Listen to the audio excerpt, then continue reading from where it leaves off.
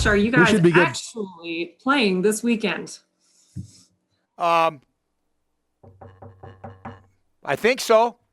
I'm quite confident that we will be playing this weekend because Canisius, I'm quite sure they're going to show up because I think they smell a little blood in the water, and they are contending with Robert Morris for that championship for the number one seed in that Western Pod. So there's a lot of motivation.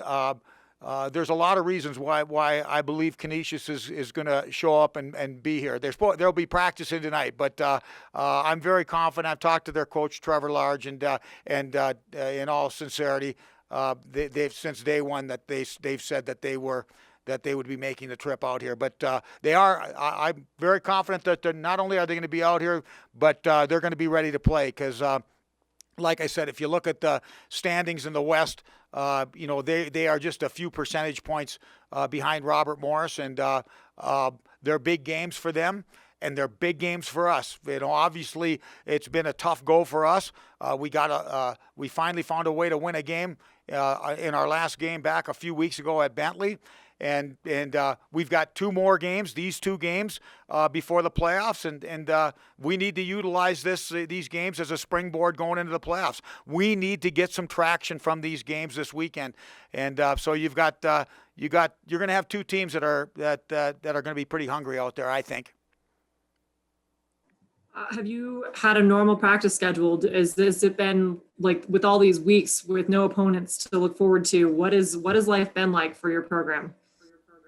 Well, we've let up. We've on it a little bit. You can't wear these guys out. Practicing gets old, and last week we went Monday, Wednesday, Friday, Saturday. So we gave them pretty much every other day off. This week was a normal practice week for us, but we did take a log off the fire for those 2 weeks that we didn't have games on the weekend. There's no doubt about it. And for all the right reasons. Like I said, you don't want to burn guys out on practice. And also our team generally does pretty well academically, and it enabled them a little bit more time to get on top of their academics and at this time of year too, even though, Kate, we haven't played a lot of games, rest is a weapon at this time of year. And the worst thing we want to do is burn battery acid in practices that guys may not fully be into. And our guys have got good attitudes, but I don't care.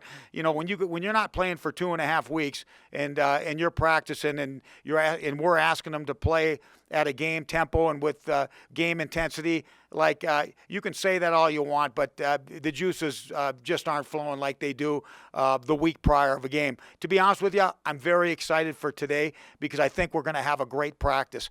Joe and Andy Bagg, the guys, had a pretty tough practice on Monday. Bagged them pretty good, and which I think is something that we needed. We took yesterday off, and I'm excited for today because it's Wednesday. Tomorrow is never obviously a tough practice before the games on Friday and Saturday, but Wednesdays is generally a big day, and I'm excited today because the guys know this is our last real true prep day before we play on Friday and Saturday. I'm not familiar with the term bagged. What does bagged mean? Bagged means that you wore them out, like it was hard, Like in hockey, there's a term, a bag skate, and I think the term came to the old bag skate. The coach worked so hard that the guys were maybe losing it a little bit at the end, and so it's maybe it's a kind of a vulgar term I probably shouldn't be using, but I guess personally I've never bag skated a guy to the point where he vomited, but that's where the term came from ancient history, way back when even I was a little boy. Coach, how you doing? Good. Do you know what a bag skate was? I gathered what you were getting at, but I had never heard that, but I assumed that bag skate was kind of in part of your repertoire. Yeah, you just, you know what? You learn something every time you talk to the old coach, right? You pick up a little tidbit here, a little tidbit there. Huh? Words of wisdom. Yep. That's the only Bag reason why skate. I'm on. That's the only reason why I'm on the Zoom chat, is to learn to improve myself as a person. Okay, well, you know what? Now you help me. You give me a little, some little tidbits and words of wisdom, so we can find a way to win a couple games this weekend. How's that? I wish I could help you, Coach, but I can't. I'm not as wise as you. But I do. You were talking about how the guys are kind of catching up academically, and maybe not on the ice as much. Does that mean you're doing some tutoring these days? Tutoring? My tutoring, my tutorial skills, is that right? Would be limited to academically, would be limited to saying, guys, you don't have to come down today. Go get some EI. You know what EI is, don't you? EI is extra instruction. That's what they call tutoring here at the academy. You have to have like little letters that mean words and names, and EI is extra instruction, which is tutoring. So you've learned a couple things. You know what a bag skate is, and you know what EI is now. I mean, if we keep this up, you are going to be, you know how smart you're going to be by the end of this? I'll probably be a C student. Yeah. You probably can pick up a degree online somewhere. Maybe I'll hook up with DeVry after this. Perfect. A question about your team. Is there such thing as momentum in hockey? I mean, you played your last game, you won, and then you get put on this pause. Did that just kill any kind of momentum and steam that you might have had? First of all, you're a former athlete. You know momentum is real, and like it is real. And the problem is, I don't know how real it's been in the year of COVID, to be honest with you, and not just for us, but anybody, because I don't know of anybody that's been able to play consistently enough where once they had some momentum going that they didn't have a long layoff, and you know, a word I've been using, another word is rhythm, and like teams just haven't, like we haven't, and most teams, obviously our record hasn't been great, but we haven't been able to get into the rhythm of the season. It just, because you play a couple of weeks and then you've got 2 weeks off or 3 weeks off, and then you're coming back, and to be honest with you, I think we did have a little momentum obviously we were feeling pretty good, and we should be. We went into a tough building at Bentley and found a way to win on Sunday or Monday after we had played bad on Sunday. I can't even see. We don't even play on the right days anymore. But we were coming back here feeling pretty good about ourselves, and then all of a sudden, boom, 2.5 weeks off, and again, that rhythm that you get into when you're playing your games, and then you have your Monday practice, your day off, your Wednesday practice, your Thursday warm-up, boom, game, day off Sunday, Monday, same routine. You get into that routine, and you get into a rhythm, and you talk about momentum. Hey, we remember winning that game, and we remember feeling good about it, but to say that we've still got momentum from that, I don't know. I mean, we're feeling good about ourselves going into the game, but there's going to be, we're going to have some rust. There's no question we're going to have a little bit of rust, and the biggest thing in that first game is going to be to get through the first 5 or 10 minutes, and because they just recently played. They played last night, so they've been playing a lot more recently than we have, but. Again, we play this week, Rob, and then we have a weekend off, and then we go in the playoffs. So ideally we play this weekend, get some momentum. Play next weekend, get even a little bit more momentum, and then get into that first playoff round. So again, we've got. I don't even know. It's a new template. I've never had to deal with anything like this. Here it is. We have the games. We got to play, and hopefully we do well. And then we got to get through next week. The following week's practice should be easy because it's going to be the prelim to the playoff game. But it's weird. Hey, one thing I can tell you: momentum, whatever, rhythm, whatever. Like one thing I can tell you: we are excited about playing. Like it stinks not being able to play, and we're excited for the games this weekend. And I can guarantee you, whether we're rusty or whether whatever the outcomes are, we're excited to play. We're going to be ready to play, and the boys are going to try hard out there. Kind of just to follow up on Rob's question there with momentum and stringing together a couple wins or trying to, with these 2 weeks, I know you're strategic with days off and practices, but how do you keep the guys locked in knowing that you will be playing again and keep them focused over that time with so much out of your control? Well, I mean, these guys are, hey, they're more men than boys. They've been around, they've been doing this a long time, and they realize the situation. Not only are they dealing with it, all their buddies that are playing on all these other college teams are dealing with it as well. And we go in and we talk to them like men. We treat them like men, and we tell them, hey, that we can't waste this practice. If we're going to waste this practice, why are we even going out there? So we need to put our best foot forward. We understand it's probably you're not going to compete at a game level because it's just hard to do that. You can't manufacture adrenaline. And unless you're one of the guys that's not sure you're going to be in the lineup, then your practices are your games. But as a group, as a whole, you can't manufacture adrenaline. But you go out, you compete, you do the best you can, and our guys have. They understand the situation, and it's there's nothing we can do about it. It's out of our control. And you know what? It's not just us. I was talking to our AD, Mr. Pine, yesterday, and he was talking about all the games that have been canceled and things that are happening. It's not just Atlantic hockey. It's not just college hockey. It's happening in all the sports in the Mountain West as well. There's just and then the harder thing to comprehend is why some of the games haven't been played.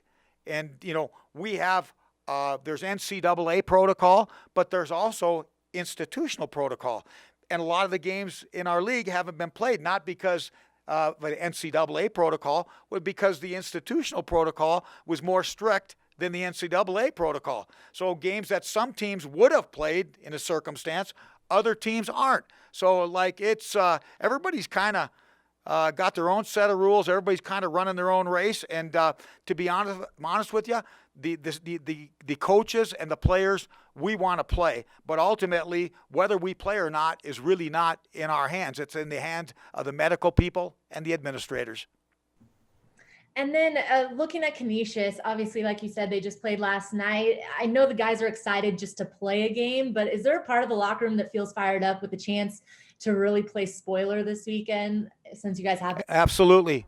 No, it's great. It's funny you mentioned that.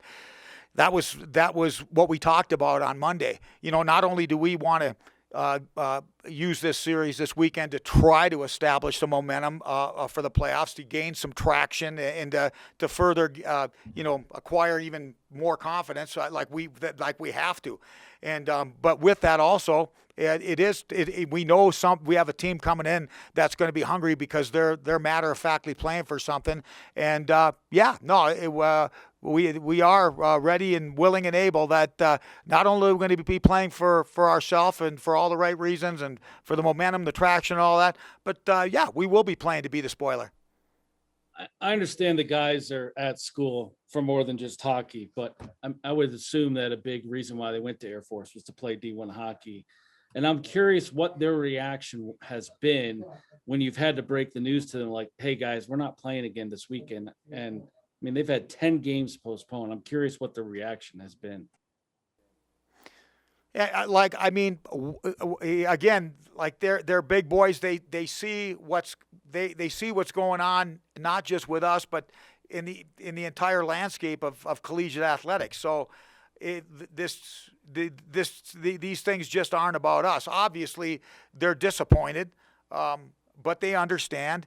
And to be honest with you, Rob, one of the things as our coaching staff talked about the other day, is how resilient the players are. I mean, how quick they can turn the page after they have a bad performance or a bad game. The kids are, young people are very resilient. They're more resilient than we are. Honest to God, I think it wears on our coaching staff more than it wears on them, because we want to get out there, we want to do our thing, and we're trying to build a team, and basically, what's a great team? A great team at the end of the year is a culmination of all the things that you've experienced and gone through, all the lessons that you've learned, and then at the end of the season, a culmination of all those things, and it's great when you build, and then it all comes together at the end, which has so many times for us, and we've used that to go on